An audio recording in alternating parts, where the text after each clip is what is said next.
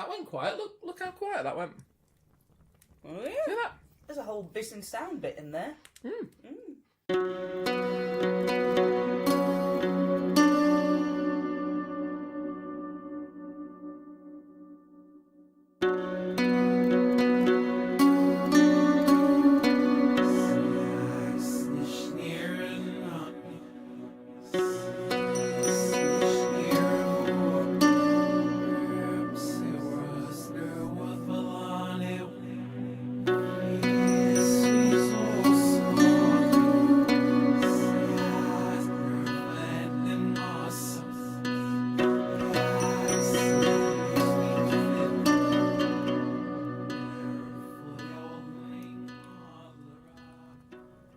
Quite alright. I'm feeling fine. I've got coffee.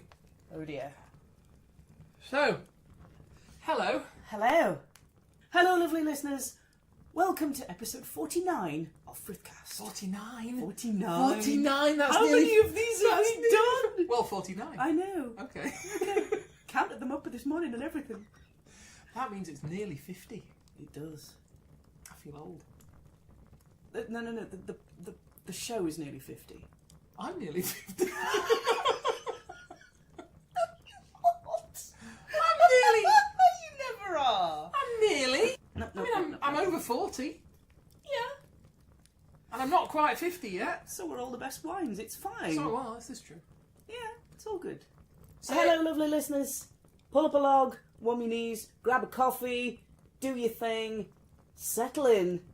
It's episode 49 of Frithcast. I'm Suzanne Martin. I'm a UK ambassador for an organisation called TAC, which is the Asatru Community. Hello, Suzanne. Hello. And I'm Kate. And I'm not an ambassador for anything. I wouldn't have a diplomatic bone in my body, so, you know. I am just a passing coffee-powered druid who happens to live in the same house as you because I'm married to you. Hurrah! And so I hang around and interfere with these podcasts. Yay. Yay. That's a yay, right? Well, It's a totally yay. I quite enjoy it. Quite like the yay. Okay, so, episode 49. Now you've all settled in, found a space, settled down on the log, come on up to the virtual campfire to make room for the new folks at the back. Hello, lovely new people. Hello, new people. Welcome aboard. You poor saps, you. I did not say that. Run for the hills. Don't No, run. Don't run. Don't run. Don't run. We are your friends. Don't run. Walk. Don't run. We are your friends. Okay. Don't run. We are your friends. Okay, worried now. Whoa. It's okay.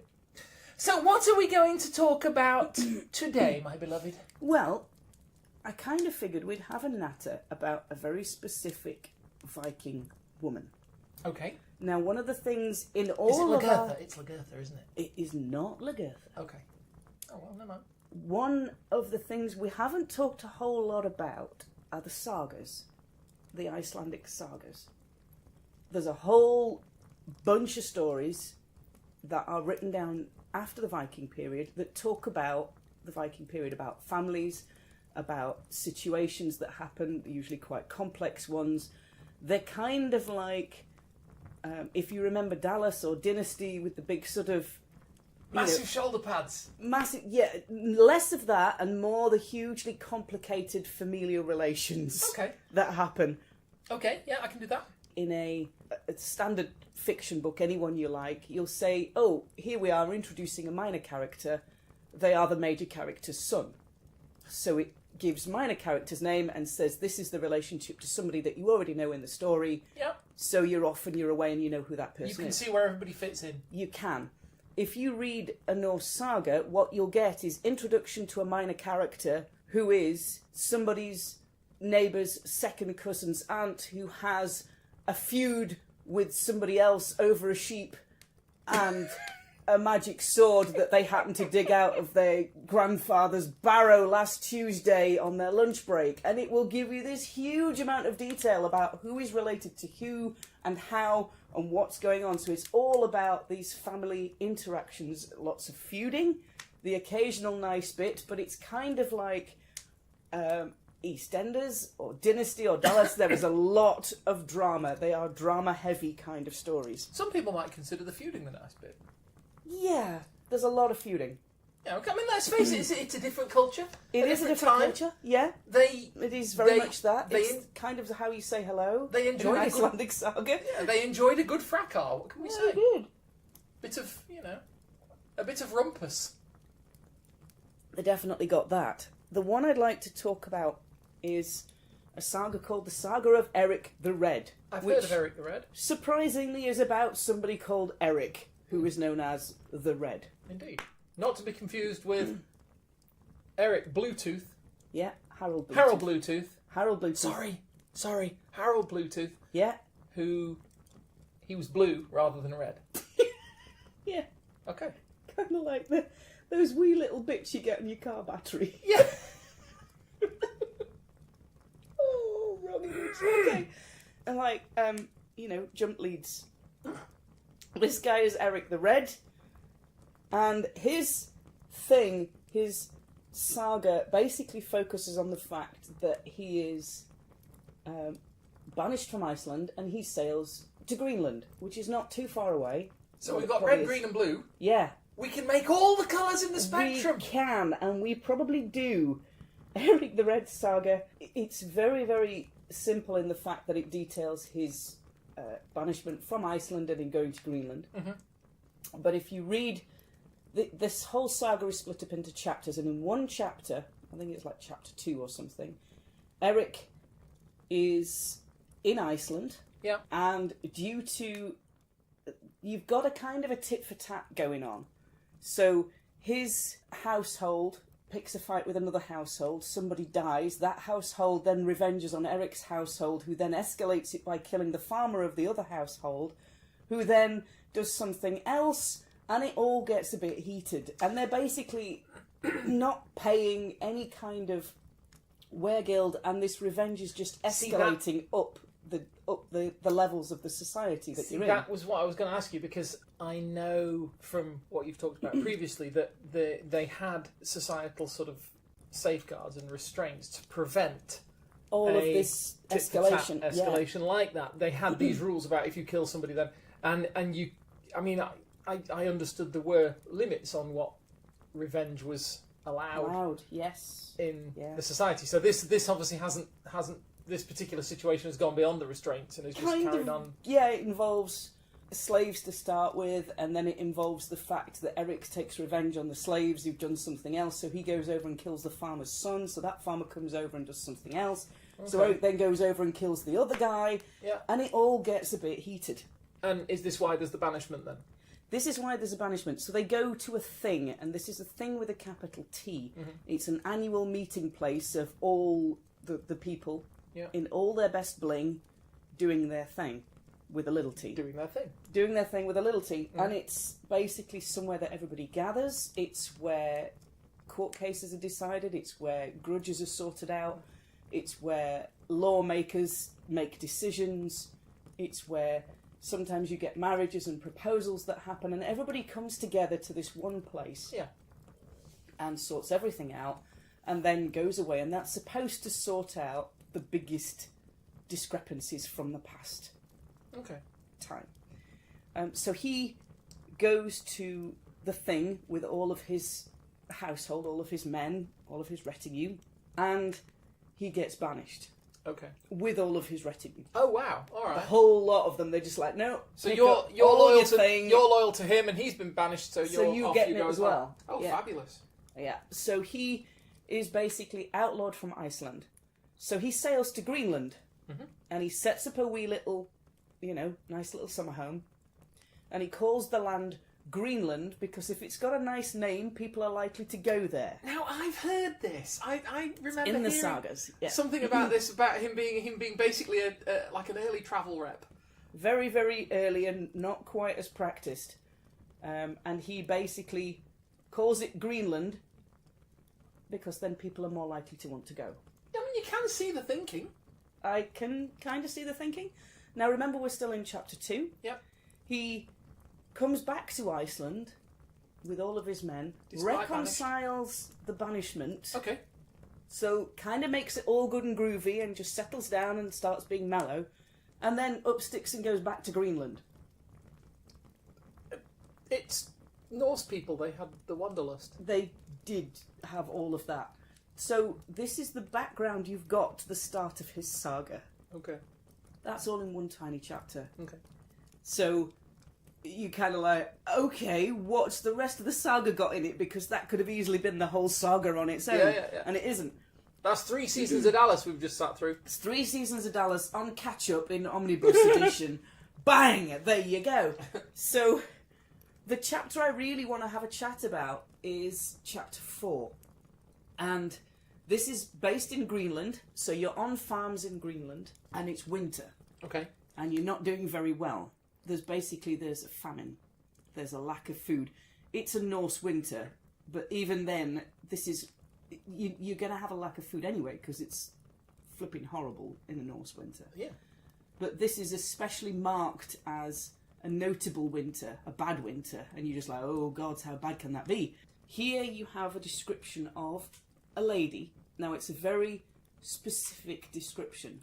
It goes into what she's wearing, what she gets served, what she gets to do, and she's a prophetess, she's a seeress. Okay. She is introduced as Thorbjorg, and she is called, she said, the saga says, she was called Little Prophetess. Okay. And she was the last one of 10 sisters who had all had the gift of prophecy. She was the last one alive. And she's in Greenland. How has she got to Greenland? Wow. Where has she come from? Whose ship has she gone over from to get to Greenland? Where did that happen? But never mind. So she dresses very, very elegantly. And to give you an example of how much detail the saga goes into, compared to chapter 2, where he goes from being outlawed from Iceland to Greenland, comes back to Iceland, reconciles and goes back to Greenland. There is no detail in that whatsoever. It's just this very, very plain, factual, step-by-step. This is what he does. Does he take a wolf and a chicken and a bag of bag of grain with him? Bag of grain. No, he doesn't. But he's not. I mean, it's got to be a heck of a journey to make to go back and forth from between Greenland and Iceland. Even, you've got to get your ship ready, you've got to get your provisions ready, you've got to find the right tides and the right time, and that's got to be a heck of a plan. I can't imagine it being a particularly easy one. But we don't get any detail of that. No. What instead we get in chapter 4 is an incredible description of what this prophetess is wearing. Okay. What happens when she gets there. It's incredible. We're very fortunate to have it because it's an incredibly detailed description of what happens when she basically spends the summer in one place and then for some random reason decides that every winter she's going to travel around the settlements, around the farms. It's like, why does she not do that in summertime? It's a fair question. Spend winter holed up where it's warm. Yeah. Spend summer chilling out and travelling around. No, she travels she decides that she's going to travel in the wintertime. There's a description as she arrives at a farmstead which doesn't belong to Eric the Red, but this part of the story does happen in Greenland, so this is your very loose connection to what's happening at the start of the story. So this is one of his. This is presumably one of his settlers that he's taken along, or that he's encouraged to come here. I'm guessing, yeah. I'm guessing so. Now she is described as wearing a cloak or a mantle, and it says it has stones set along the hem. She wears a string of glass beads. She has a hood of black lambskin lined with white cat skin. Oh, bless you. Yeah. Where's the cat? I know. It's described that she wears a linked charm belt. Okay. And it has a large purse on it in which she keeps the charms that she needs to do her work. I was going to say a charm belt. When somebody says like charm bracelet, I'm thinking one of those ones with the little tags that hang off and buy little round charms that are all linked together in a loop. But yeah, it could be that it's a belt that has. We don't know what a linked charm belt is. That's the specific description we've been given. The writer assumes that we know what that is because at the time everybody would have known. Yeah. It's also described that she carries a staff. And it is beautifully described as having a knob on the end. Excellent! Good, because a staff should have a knob on the end. This one does. And it's also got a brass top, and it says it has stones on top. Again, we don't know what it looks like. A stony brass knob. a stony brass knob, because bling! Bling indeed! Now, it's also described that she has calfskin boots Mm-hmm. with good laces with a pewter ball that hangs from each of the lace ends. And I talk about detail. Oh, crikey. And it also says she's wearing gloves which are lined with... catskin gloves which are lined with fur. She's not keen on cats, is she? She's doing the whole thing. Cats are not safe around this woman. Cats are not safe around this woman. Compare that description of just what she's wearing to the fact that you get Eric zooming between two major countries. This on is his Eric. ship. He's got a boat. Yeah. And it goes back and forth and back and forth and back and that's forth, it. and that's all we know about Eric. Yeah. Oh, and he's red. Yeah, well, we know a few more things about him, but in that particular chapter, you don't get to find out a whole lot. In this one, you find out precisely what she's wearing, down to her boots, her belt, her gloves, her hood, everything. So the host, who is a farmer, greets her at the door and takes her to what he calls the prepared seat. Now, they have prepared, in the farmer's house, they have prepared a special seat for her to sit in. Mm-hmm. Now, this is a very special seat because even the writer is careful to detail the fact that it's got a cushion on the seat. And that the cushion is to be stuffed with chicken feathers. Excellent. Good. Now, I don't know whether this is because the Seeress needs chicken feathers to do her thing, or because chicken feathers are really comfy to sit on, or because chicken feathers are the only thing he's got. We don't know. If they were the only thing he's got, you would assume that the order would be given to stuff it with feathers.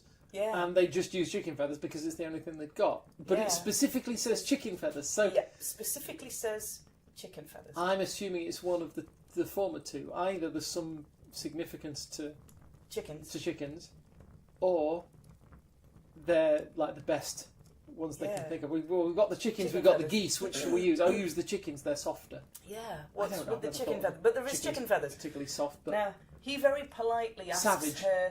her opinion of his household and the preparations that he's made for her arrival, because it's evidently a very non-standard visit that she's making. okay. It's not a kind of an everyday occurrence, this. It's very clear that he's gone to a lot of trouble and time and effort to make things exactly so. Okay.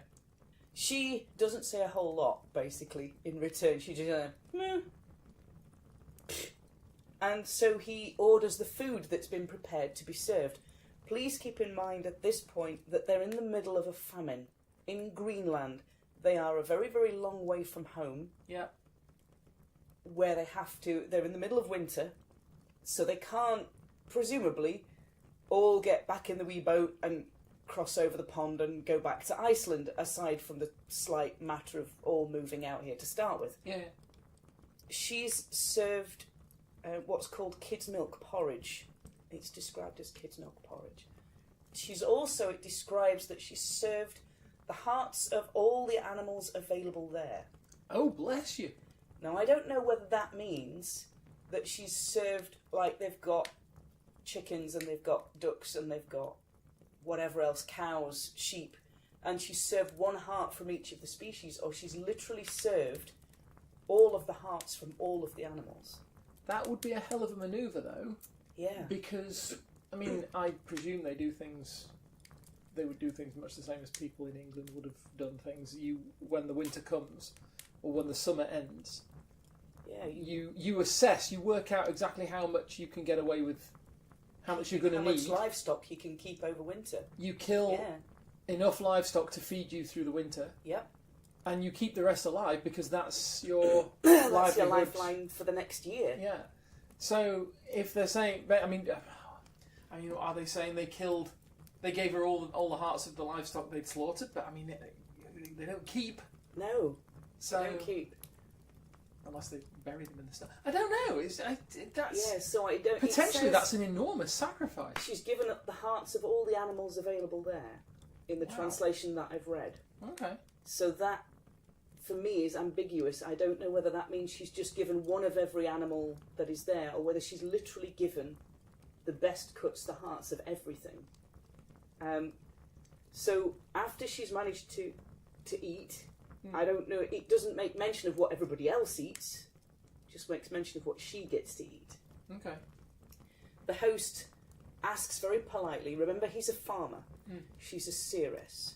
She has basically got Odin's ear. She can give his words directly to the people. And that is a huge thing. Quite a thing. It's quite a thing, especially for a farmer who doesn't have that knowledge, that skill, that understanding of what it takes. Mm. So she's treated incredibly well when she goes here.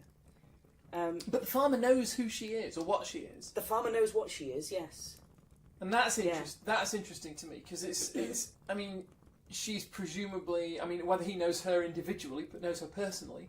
I don't know. Or whether is there something about her that says. I mean, aside from the fact that she's a woman travelling alone, turning up in the village in the middle of winter, in some serious bling, in some seriously shiny clothes. Mm-hmm. Does the farmer sort of look at her and go, "Oh wow, this is one of them"?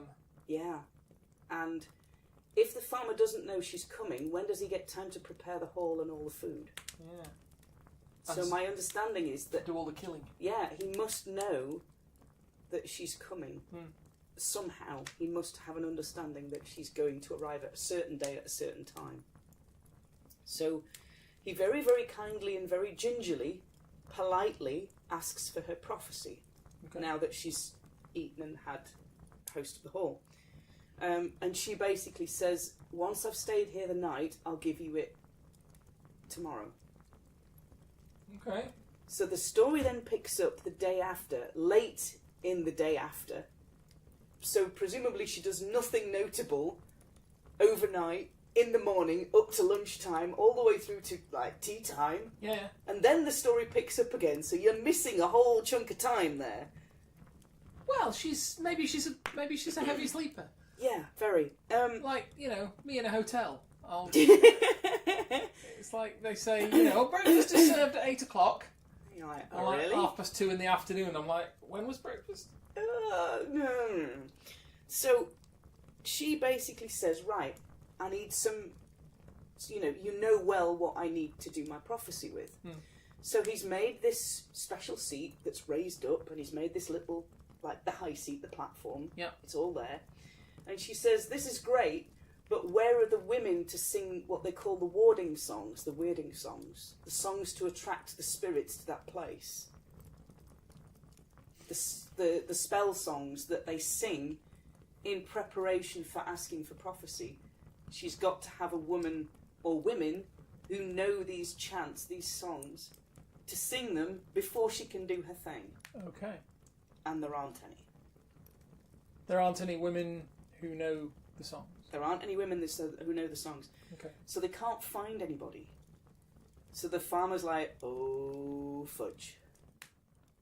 Well, the farmer's not going to get into trouble. Oh no, he's just not going to have his prophecy. He's not going to get a prophecy. He's going to have given her all this... Yeah, and she's going to be mighty ticked off that she didn't provide all the things that he knew she needed.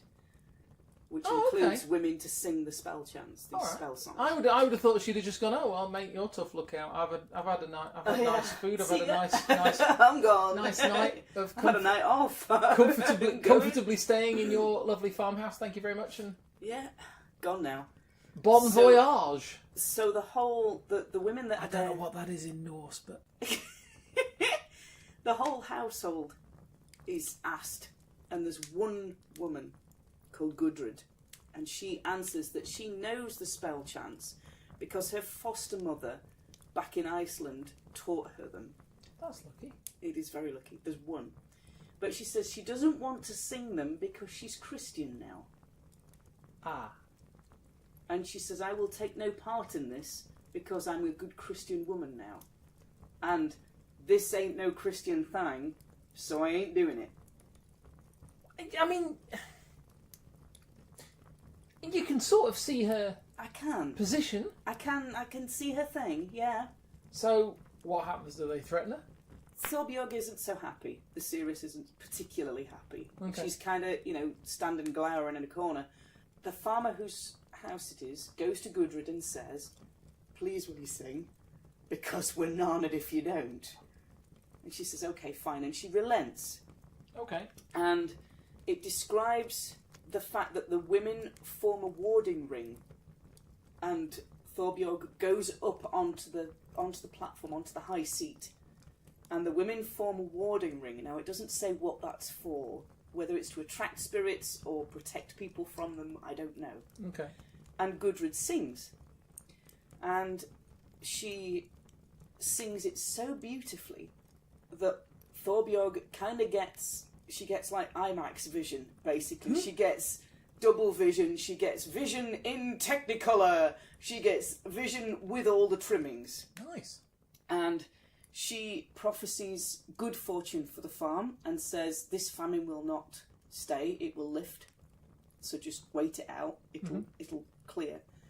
And also, Gudrid, you rock, you sing your chants beautifully, and because you sung it so beautifully, many spirits that would not have come and told me things. Okay. And so, you're awesome. You're kind of doing the thing, and your line is going to be blessed. You will have many sons, and you will go back to Iceland, and you will have awesome family things. Rock on. Nice. But she's Christian. She's Christian. Now, it doesn't mention what her response is. Okay. I can imagine what her response is. It doesn't mention what her response is. But basically, the Seeress blesses Gudrid by saying, you're going to go back to Iceland, you'll have an amazing family, you'll have a really long line, and in that line will be this star of a person, and it's going to be great, you're going to love it. Off you pop. So, now that the farmer's had his prophecy that the famine will lift, and Gudrid's kind of got an extra gold star out of the bag, other people come up and ask for their fortune. Okay. And Thorbjorg offers words that she can. She does the thing. She does her thing. And then it says, an escort arrives from another farm, and the Seeress departs. Ah. So somebody else has heard that there's a travelling Seeress around, knows that she's at that farm over there, so they send 2 or 3 people to go and fetch her to a new place for her to do it all over again. And is this 2 or 3 people who come to invite her, or 2 or 3 people who come to... Oh no, they come to invite her, very politely, yeah, with all the politeness they can muster, because this is one powerful lady. This is a lady travelling alone. This is a lady who has the respect enough to not have to tell people what she needs and how she needs it. Okay. They know. So when she turns up on the door, they know exactly how to treat her and what to do and what to say. You start filling them pillows with chicken feathers. Yeah, just get on with those chicken feather things. Cushions, chicken feathers, hearts of unavailable animals, and can I have my platform or my... It's described in a few different ways. It's sort of a seat or a platform or a chair that's raised up. Okay. So it's... I don't know, it's a very, very detailed description, given some of the other chapters in the saga, which basically go, and he went here, and he did this, which is kind of like a summary synopsis of an 18-volume work, which gives you this kind of very, very short understanding of very factual what he did. But this is an incredibly detailed description of what a Seeress does. It's not just a chair, it's a chair on a plinth. It is a chair on a plinth. And praise be for that, because I love the word plinth. Plinth. We were talking earlier about words I don't like. Yeah. I don't like blend, I don't like it. I love plinth. I can talk about plinth all day. Okay. So, plinth. It's Plinth. on a plinth. It's raised up. It's just such a good word. It's a word that they say basically the seat has been prepared. Plinth. Plinth. So they don't say how this has been prepared, but it's definitely got a cushion that's going to be stuffed with chicken feathers on it. Awesome. I don't know whether every household has to have a whole chicken feather cushion thing going on, a very special one just for the Seeress. You maybe do, just in case the Seeress turns up. Yeah. Yeah, every house has the chair, the chicken, the pillowcase, the plinth. Yeah. Ready and waiting. So it can Insta-kits. all be swiftly assembled should anybody fetch up with a linked charm belt. Yeah, and your whole kind of black lambskin hood lined with fur, and your gloves lined with fur, and your calfskin boots on with little pewter balls on the laces. And the remains of many, many cats. Yeah. And it's just such a detailed description, and I'm very, very glad it exists, because it's one of the only ones we have of this kind of individual and the status they hold in this society in contemporary, well, it's not quite contemporary work, but it's as close as we've got to contemporary work. The Saga of Eric the Red, it comes from two manuscripts which are slightly different from each other, which is always the way. And there's only two copies of what presumably there were hundreds of copies. We've now only got two, and they're a little bit mismatched. One of them is 14th century, one of them is 15th century. Okay. Now, the lovely experts who have got their little your sat-nav. Yeah. Word experts can have a sat-nav for words. They can figure out where words have been and where they come from. They can. Now, they understand that the original manuscript is probably 13th century, which is just at the end of the Viking Age. I mean, if you've got somebody, you've got somebody standing there saying, "I can't do it, I'm Christian." Obviously, it's a fair way down the line.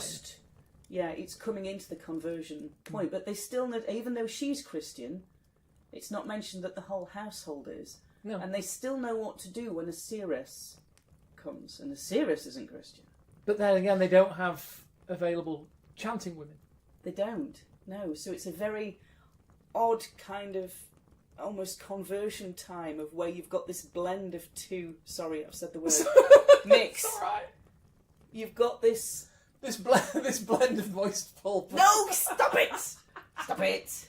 You've got this mix of two very distinctive religious cultures, and in the Saga of the Eric the Red in chapter 4, they kind of mould together in a way that you've got the old religions in the Seeress and the new religions in Gudrid, who's a Christian, but you've got people of both living side by side, and those traditions mixing together. Yeah. So I really rather like this description of Thorbjorg.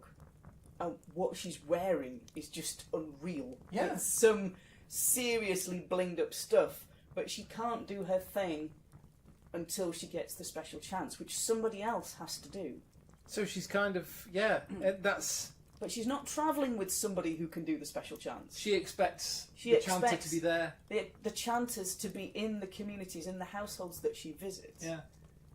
So it's obviously this very, very ingrained social practice that then comes up against this little hiccup of Gudrid being the only one that knows how to do it anymore, and she's Christian and she really doesn't want to.